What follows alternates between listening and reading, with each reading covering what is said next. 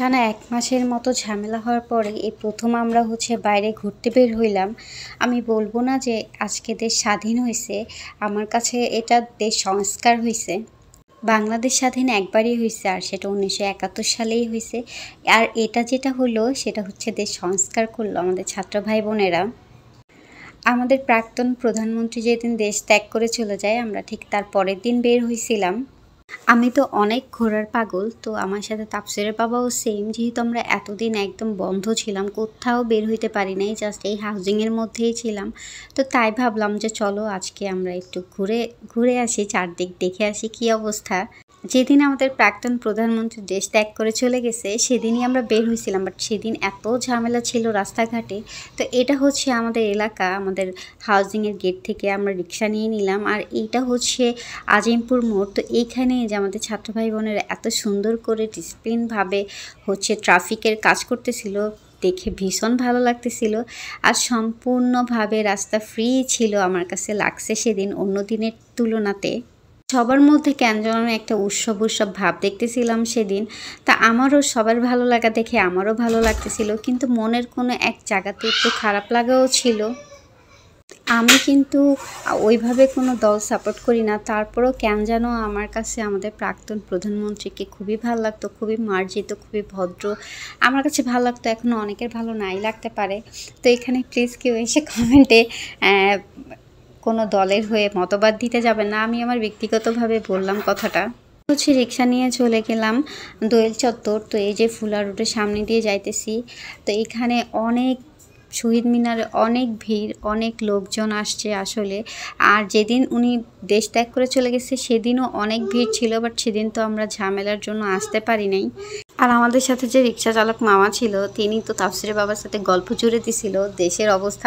আসলে এই পরিস্থিতিতে আমি কোথাও দেখলাম না রাজনৈতিক আলোচনা ছাড়া অন্য কোনো আলোচনা করে। ইভেন আমিও আমার জামাইয়ের সাথে সারাক্ষণ রাজনৈতিক আলোচনা চালায় গেছি। আমি যে এত কিছু জানি, এত কিছু বুঝি, এতদিন আসলে বুঝতামই না। আর সুপ্ত প্রতিভা ছিল।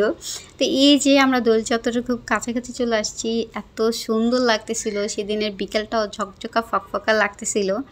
আর দোল চত্বর জায়গাটা তো আমার অনেক পছন্দ। এইখানে মনে হয় কোনো মেয়ে ১-১.৫ লাখ টাকা নিয়ে গেলেও সেই টাকা বাসায় ফিরে নিয়ে যাইতে পারবে না, কারণ এখানে ঘর সাজানোর জিনিস থেকে শুরু করে মেয়েদের জিনিসপত্র, মেয়েদের ব্যবহারের জিনিসপত্র, এত সুন্দর সুন্দর জিনিস পাওয়া যায়।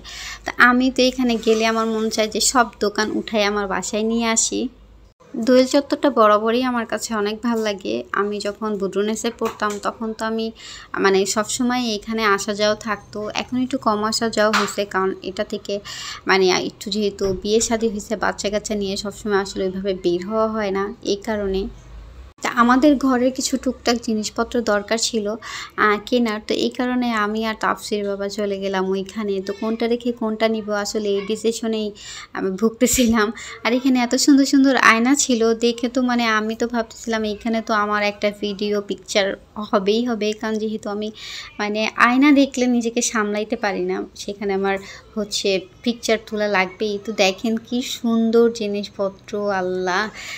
এইখানে প্রত্যেকটা জিনিস অনেক ইউনিক, অনেক সুন্দর। তবে প্রাইস এখানে তুলনামূলকভাবে অনেক বেশি। এখানের যেটা নর্মালি আপনি ২০০-৩০০ টাকায় পাবেন, এক্সাম্পল দিলাম, সেটা আপনি এখানে গেলে ৪০০-৪৫০-র মধ্যে হবে। আর সেদিন তো আমরা মা ছেলে ৩ জন মিলে ম্যাচিং করে বের হয়েছিলাম। আমার সাদার প্রতি কেন যেন আমার ইদানিং একটা দুর্বলতা কাজ করতেছে। সাদা পরতে কেন যেন আমার ভালো লাগে। আমার সব ড্রেসের মধ্যে আমি একটু সাদার ছোঁয়া রাখতেছি। তো দেখেন কি সুন্দর যায়, এটা কি বলে, একটা টুল। তো এই টুলটার দাম নাকি ১৫০০ টাকা। শুনে তো আমি অবাক। আর এই ফুলের র্যাকটার দাম ১২৫০ টাকা বলছিল মেবি। তা আমার তো অনেক পছন্দ হইতেছিল, কিন্তু তাফসীরের বাবা কেন যেন পছন্দ করে নাই, তো সেটা নেয়ও নাই। তো সব কিছু আসলে এত সুন্দর সুন্দর, কি বলবো। আমরা অনেক কিছু কেনাকাটা করলাম বাসার জন্য। তারপরে তাফসীরের খেলনা কিনলো। এখন কি, আর এই জিনিসটা কিন্তু খুবই সুন্দর। এটা আমি আমার বাসার জন্য টিভির সামনে রাখার জন্য নিয়ে আসছি, কারণ টিভি রাখার রিমোট আসলে আগে তো আমার ওয়ার্ড্রোবের সাইডে টিভি ছিল, তো রিমোট নিয়ে প্রবলেম হতো না, উপরে ছিল। আর এখন যেহেতু এখানে আমার রিমোট রাখার মতো তেমন কোনো জায়গা নাই, খাটে রাখতে হয় বা ড্রেসিং টেবিলে রাখতে হয়। আর আমার পিচ্চিটা করে কি রিমোট নিয়ে উল্টাপাল্টা টিপাটিপি করে। তা তাই ভাবতেছিলাম যে রিমোট রাখার জন্য বা টিভির সামনেটা একেবারে প্লেন দেখতে ভালো লাগতেছিল না, যে এমন কিছু একটা রাখি যাতে আমি ছোট গাছ রাখতে পারি রিমোটের জন্য, মানে কোনো একটা কিছু রাখতে পারি। তো এই কারণে ওই জিনিসটা কিনলাম। আর ওই জিনিসটার দাম নিচ্ছে আমাদের থেকে 650 টাকা, মানে মাত্র অতিরিক্ত দাম এখানে সব কিছু। তো এইখানে আমি ঘুরতেছিলাম আর চিন্তা করতেছিলাম আর কি নেওয়া যায়। তো তাফসিরের বাবা আমার বলতেছিল নিজেরে কন্ট্রোল করো, আর কিছু নেওয়ার দরকার নেই, যথেষ্ট কেনাকাটা হয়েছে। তাফসিরেরও তো ঢুকে পুরো মাথা নষ্ট হয়ে গেছে। দেন আমরা দোল চত্বর থেকে চলে গেলাম শহীদ মিনার যাওয়ার পরে তাফসিরের বাবা বলতেছে পতাকা না কিনলে তো হয় না, একটা তো পতাকা কিনতেই হবে। তো তারপরে তাফসিরের বাবা এটা কিনছিল। আর সেই দিন পতাকারও এত দাম ছিল বলার মতো না। এই পতাকাটা আমাদের থেকে 150 টাকা নিছিল।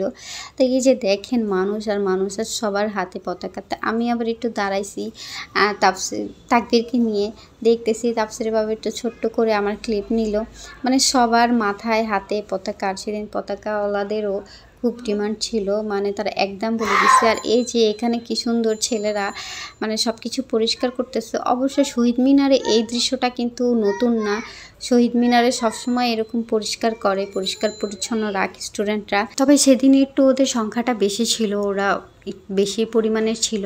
তো ভালো লাগতেছিল আসলে, মানে আমাদের দেশটা যদি সত্যি এরকম করে সব ময়লা আবর্জনা ধুয়ে মুছে পরিষ্কার করে ক্লিন করে ফেলতো সব কিছুতে, শুধু যে আমরা ময়লা।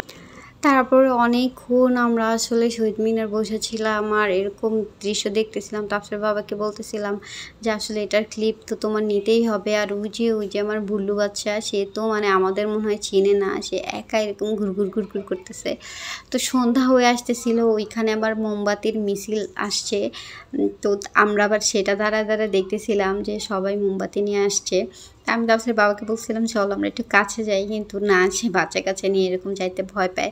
তো এই যে দেখেন কি সুন্দর, মানে সব কিছু রাস্তাঘাট আলো। আমি আবার রিক্সায় বসে বলতেছিলাম আসলে আমাদের প্রাক্তন প্রধানমন্ত্রী যাই করুক না কেন রাস্তাঘাট সব কিছু কিন্তু অনেক উন্নত করছে। পর আবার নিজে বলতেছিলাম যে থাক, অন্য কেউ আবার শুনলে দেখা গেছে আমার এই ধরে পিটানি দিবে এখন তার প্রশংসা করলে। তো এই যে আবার আমরা আজিমপুর মোড়ে আসছি। তো বাচ্চা ছেলেগুলি কি সুন্দর করে আমাদের দাঁড়াইলো, আর ওরা সুন্দর রিক্সাটা যখন থামায় একটা মিষ্টি হাসি দিছে। তো এই জিনিস আমার আসলে অনেক ভালো লাগছে যে না, ওরা খুবই মানে অমায়িকভাবেই ওরা কাজ করতেছে। আর আমি শুনছি অনেক রুগীদের নাকি যেতে দিচ্ছিল বা ওদের আটকাচ্ছিল না। আসলে এইভাবে যদি দেশটার ওরা আগায় নিতে পারে তাহলে তো অনেক ভালো। দেন আমরা বাসায় চলে আসছি। তো এই যে আমরা বাসার মধ্যে ঢুকে গেছি। আমরা আবার একটু বসছিলাম, কারণ তাফসিরের বাবা আইসক্রিম আনতে গেছিলো। তো আমার আবার খুব আইসক্রিম খাইতে ইচ্ছা করতেছিল আমার আর তাফসিরের। দেন আমরা আইসক্রিম নিয়ে এখন আমরা বাসার মধ্যে ঢুকবো। তো আপনারা সবাই গিয়ে ভালো থাকবেন। আমার পেজটা অবশ্যই লাইক ফলো দিবেন, আমার ইউটিউব চ্যানেলটা সাবস্ক্রাইব করবেন এবং আমার পাশে থাকবেন। সবাইকে আল্লাহ হাফেজ।